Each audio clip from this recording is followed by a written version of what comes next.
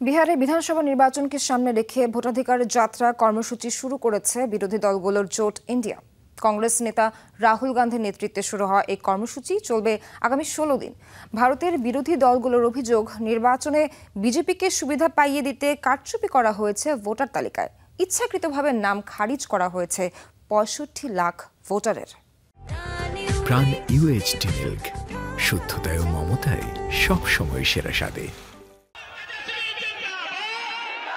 ভোটাধিকার রক্ষার দাবিতে বিহারে 16 দিনব্যাপী দীর্ঘযাত্রা শুরু করেছেন বিরোধী দল কংগ্রেসের নেতা রাহুল গান্ধী। পাড়ি দিবেন 1300 কিলোমিটার।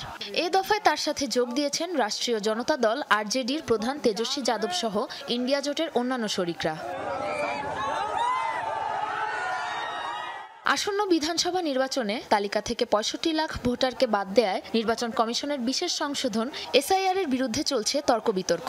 ক্ষমতাসীন বিজেপির বিরুদ্ধে মুসলিমদের বাদ দিয়ে নিজ অনুসারীদের তালিকায় ঢুকানোর মতো উঠেছে গুরুতর অভিযোগ। এরই প্রতিবাদে সোমবার বিহারের সাসারাম থেকে ভোটার অধিকার যাত্রা শুরু করেন রাহুল গান্ধী ও ইন্ডিয়া জোটের অন্যান্য দল।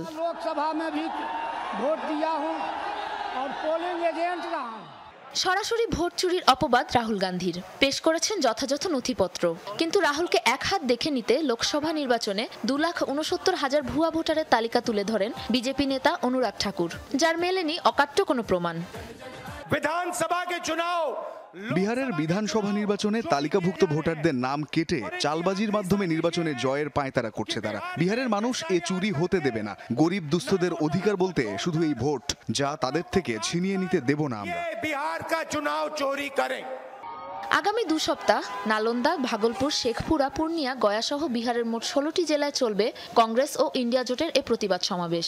1 সেপ্টেম্বর পাটনায় জনসমাবেশের মধ্য দিয়ে শেষ হবে এ ভোটার অধিকার যাত্রা। সাবরিনা নুসরাত, যমুনা নিউজ।